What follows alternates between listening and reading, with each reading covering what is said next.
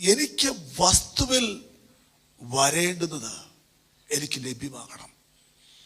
വസ്തുവിലുള്ള അവന്റെ പങ്കിനെ കുറിച്ച് അവൻ ബോധവാനായിരുന്നു.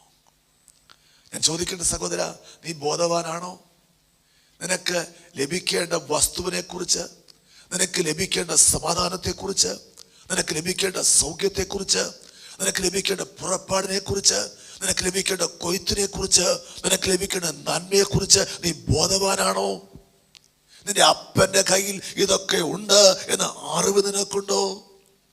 അവിടെയാണ് നീ അപ്പനും മകനാകുന്നത്, അപ്പൻ നിനക്ക് അപ്പനാകുന്നത്.